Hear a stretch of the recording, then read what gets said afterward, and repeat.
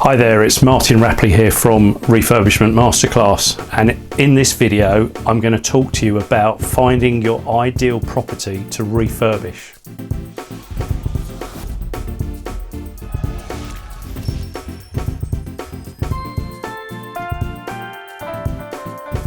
So let me start by telling you the kind of property that isn't so good to refurbish. And not surprisingly, it's a property that's already refurbished or in really good condition.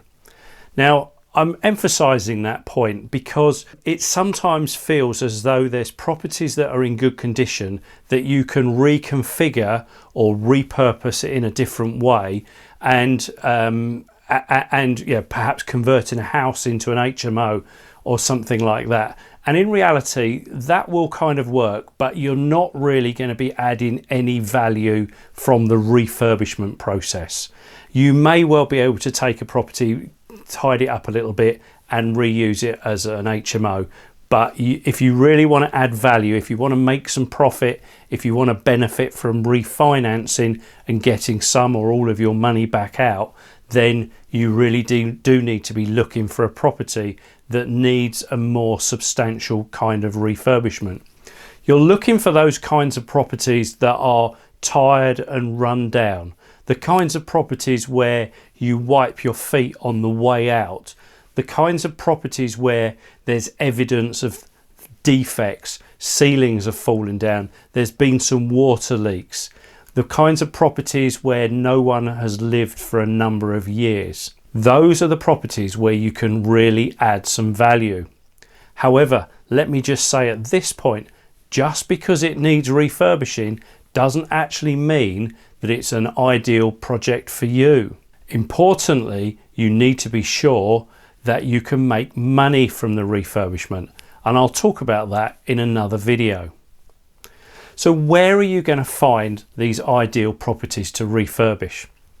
Well, there's the usual online portals that you can use, Rightmove, Zoopla, but there's also some better ways, and there's also some ways that can take you towards properties that aren't necessarily on the open market or perhaps aren't being advertised as refurbishment kind of opportunities in those on those portals. You may choose just to Google for refurbishment properties, or you may choose to Google using some keywords to help you find properties that might be suitable for refurbishment that other investors may not have realised. Because of course it's really easy to search for refurbishment project and everyone does it.